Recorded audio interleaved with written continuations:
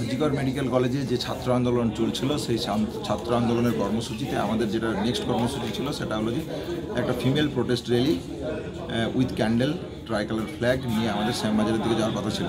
ঠিক সেই মুহূর্তে একটা সাডেন মব এসে অ্যাটাক করে আরজিকরের ব্যারিকেড ভেঙে দেয় এবং ওখানে যে মানে আমাদের ধর্ণামঞ্চ ছিল সেই ধর্ণামঞ্চ থেকে শুরু করে সমস্ত জায়গাতে একটা প্রপার ভ্যান্ডালিজম চালানো হয়। এই ভ্যান্ডালিজমের ফলে ধর্ণামঞ্চ ভেঙে যায়, বিভিন্ন জায়গাতে প্রচণ্ড ডিস্টর্টেড হয়, আমরা টোটাল ছত্রভঙ্গ হয়ে যায়। বিভিন্ন কলেজ, হোস্টেল, এমার্জেন্সি মধ্যে আমরা গিয়ে আশ্রয় নিই। কলেজের যারা কর্তব্যরত পুলিশ অফিসার ছিল তাদের সাথে বারবার এর আগে, এই মিছিলের আগে এবং পরে আমরা যোগাযোগ করার চেষ্টা করি, কিন্তু কাউকে আমরা ফোনে ধরতে পারিনি। এই ঘটনার পর কলেজ জুড়ে, সমস্ত কলেজ জুড়ে এখনও ভ্যান্ডালিজম চলছে। আমরা একটা সেফ জায়গাতে বিভিন্ন ছাত্রছাত্রীরা বিভিন্ন কলেজ, হোস্টেল, ট্রমা, এমার্জেন্সি, এলটির মধ্যে বিভিন্ন জায়গাতে আছি। সাধারণ মানুষের কাছে আমার আবেদন থাকবে, এই আন্দোলনের যে গভীরতা, সেই গভীরতাকে সমবেদনার সাথে বুঝবেন। এর পাশাপাশি বলতে চাই, এই ভ্যান্ডালিজম হলো কেন, এর দায় কার? পুলিশ প্রশাসন যে সম্পূর্ণরূপে ব্যর্থ হয়েছে। কেন এই এত সুন্দর একটা শান্তিপূর্ণ যে আন্দোলন চলছিল সেই আন্দোলনের মধ্যে এরকম একটা সাডেন মবকে কেন তারা ঢুকতে দিল? এইখানে কি পুলিশ প্রশাসন, রাজ্য সরকার তাই দায় এড়াতে পারে? আমরা ইমিডিয়েট বেসিসে কলেজের মধ্যে সম্পূর্ণরূপে সুরক্ষার দাবি জানাচ্ছি।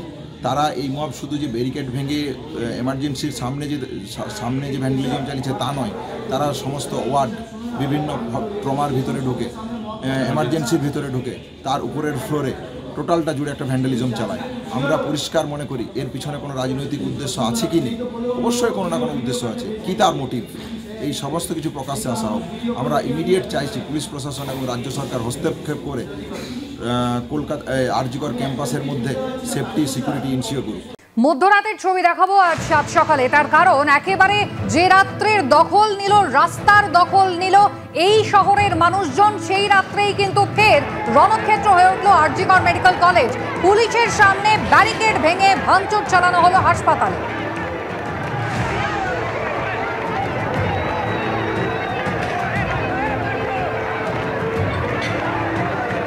নিজেকে বাঁচাতেই ব্যস্ত রইল পুলিশ। দুষ্কৃতীদের হাত থেকে প্রথমে নিজেদের প্রাণ রক্ষার জন্য পুলিশ লুকিয়ে রইল শুরুতেই।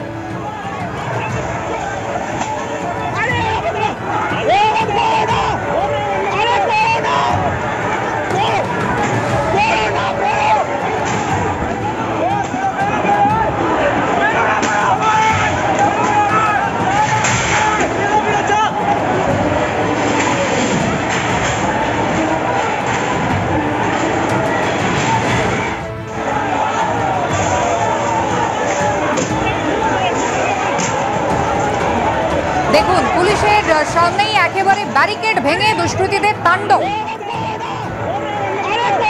গেঞ্জি পরে, বারমুডা পরে দুষ্কৃতীরা ব্যারিকেড ভাঙছে। পুলিশ কিন্তু একেবারে নিষ্ক্রিয়। পুলিশ সরে যাচ্ছে, নিরাপদ জায়গায় পুলিশ গিয়ে আগে নিজে লুকোচ্ছে। এদেরকে আটকানোর কোনো চেষ্টা করা হয়। हम लोग यहाँ के रेसिडेंट्स डॉक्टर हैं। आप यहाँ का कंडीशन देख सकते हैं। हजारों के संख्या में ये मॉब आया है, हम लोग पे अटैक भी किया है और इनका मेन टारगेट है कि जो भी एविडेंस है उसको टेम्पर किया जाए। और यहाँ का जो लोकल पुलिस है ये कुछ भी कंट्रोल नहीं कर पाया है, हम लोग पे अटैक किया गया है। और ये सारे मॉब की स्थिति आप देख सकते हैं क्या किया है इन्होंने। हम लोग आरजीकर मेडिकल कॉलेज के रेसिडेंट्स डॉक्टर हैं, इन लोगों ने हम लोग पे अटैक किया। अभी हम लोग छुप के दौड़ के सभी भागे हैं। आप स्थिति देख सकते हैं यहाँ पे, it is completely uncontrollable. We demand central force आए और हमें प्रोटेक्शन दे।